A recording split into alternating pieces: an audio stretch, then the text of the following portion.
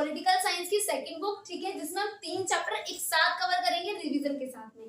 पहले चैप्टर का नाम क्या है?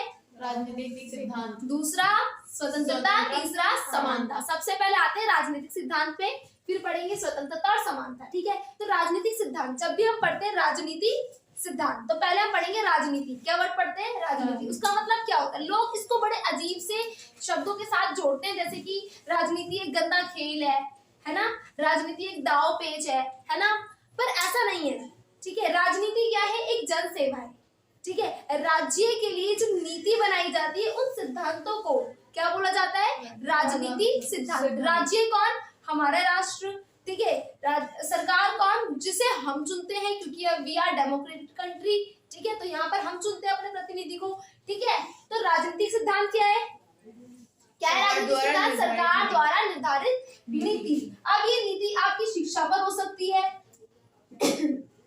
किसी भी पॉलिसी पर हो सकती है, फॉरेन पॉलिसी, स्वास्थ्य पर हो सकती है ना, यही काम करते हैं ना, या आपके समाज की अवसंरचना पर हो सकती है, ठीक है। आते राजनीतिक सिद्धांत की, उसके राजनीतिक सिद्धांत उपयोगी क्यों आए, क्यों हमारे लिए राजनीतिक सिद्धांत जरूरी है, क्यों हमें पढ़ना चाहिए इन सिद्धांतों को, क्यों हमें राजनीतिक सिद्धांतों को जानना चाहिए? राज्य सरकार के ज्ञान के लिए, यानी कि एक तो राज्य के बारे में हमें पता चलता है, दूसरा सरकार के बारे में पता चलता है, ठीक है, और लोकतंत्र की सफलता के लिए। यानी कि यदि हम राजनीतिक सिद्धांत को नहीं पढ़ेंगे, राजनीतिक सिद्धांत में नीतियां नहीं बनाई जाएंगी, तो शायद लोकतंत्र की सफलता नहीं मानी जाएगी। लोकतंत्र कौन सा राष्ट्र है? वह राष्ट्र जहाँ पे जनता अपने प्रतिनिधि को स्वयं चुनती है। जनता क्यों चुनती है? ताकि वो उसकी आकांक्षाओं को पूरा कर सके, है ना।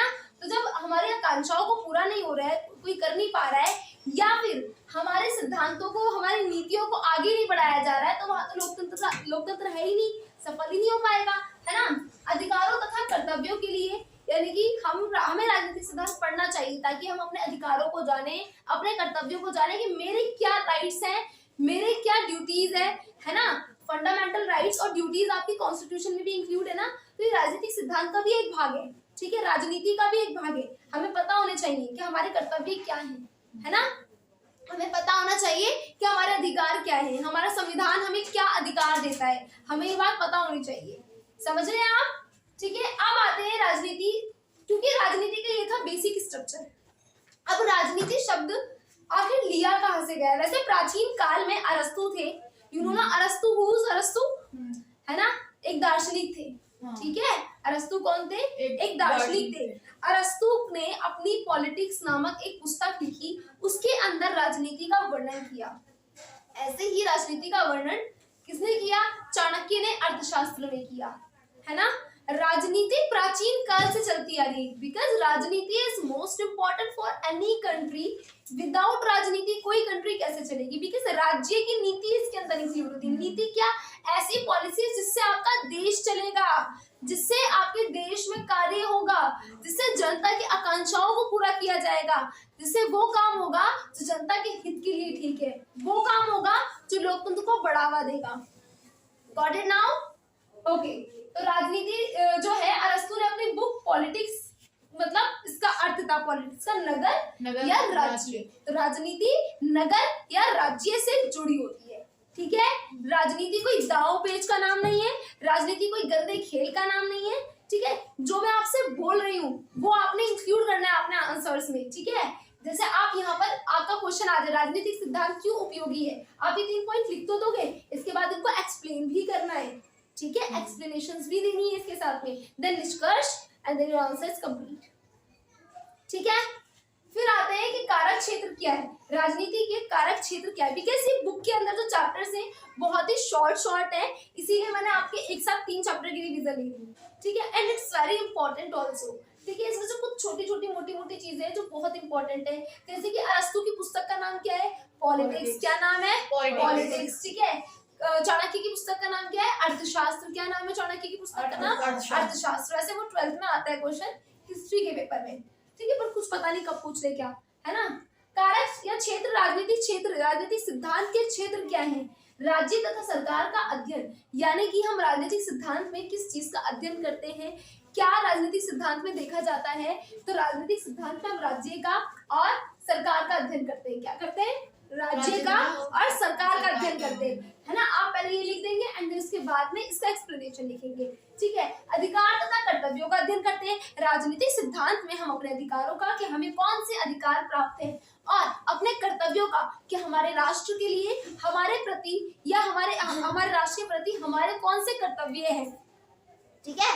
सरकार के क्या कर्तव्य है, हमारे क्या कर्तव्य है। अच्छा, हमारे फंडामेंटल राइट्स आर्टिकल 14 to 32 तक इंक्लूड है। हमारे जो कर्तव्य है वो अमेंडमेंट्स में है। कौन सा अमेंडमेंट है, वो 51A आर्टिकल के अंदर लिखा हुआ है। 51 को अमेंड किया गया था, मतलब संशोधित किया गया था। किसमें, कब किया गया था संशोधित, ये मुझे आप बताएंगे, मैंने पहले ही बताया है, ठीक है। तो 51A के अंदर हमने कर्तव्यों को इंक्लूड किया था, ठीक है। समझ में आ गई। स्वतंत्रता समानता का अध्ययन करते हैं। राजनीतिक सिद्धांत हम क्या करते हैं, राज्य सरकार का अध्ययन करते हैं, अधिकार का और कर्तव्यों का अध्ययन करते हैं, और किसका करते हैं, स्वतंत्रता समानता और आपकी बंधुत्वता धर्मनिरपेक्षता, इन सब का अध्ययन हम राजनीतिक सिद्धांत के अंदर करते हैं, क्योंकि ये हमारी राजनीति का बेसिक ढांचा है, ये हमारे संविधान का बेसिक स्ट्रक्चर है। We can't amend this. स्वतंत्रता समानता, it means liberty, freedom and socialism, ठीक है। हम इसको नहीं कर सकते, इक्वालिटी को हम नहीं अमेंड कर सकते। This is a basic structure of their constitutions, ठीक है। And its parts also politics theory, ठीक है, राजनीतिक सिद्धांत का पार्ट है। हम इस क्षेत्र का अध्ययन राजनीति सिद्धांत के अंदर करते हैं, ठीक है। मानव व्यवहार का अध्ययन करते हैं कि मानव का व्यवहार अपने राष्ट्र के प्रति कैसा है, समाज के प्रति कैसा है, ये भी हम राजनीतिक सिद्धांत के अंदर देखते हैं। और राष्ट्रीय नीति तथा अंतर्राष्ट्रीय नीति का अध्ययन भी हम इसी में करते हैं, ठीक है, पॉलिटिक्स थ्योरी के अंदर। बिकॉज पॉलिटिक्स के अंदर हम क्या पढ़ेंगे, जो चीज जुड़ी हुई है पॉलिटिक्स से वही तो हम उसके अंदर पढ़ेंगे, वही तो उसके क्षेत्र उपक्षेत्र कहलाएंगे। तो वो क्षेत्र कौन से, जो पॉलिटिक्स से जुड़े हुए हैं। गॉट इट, समझ में आ गया, गुड।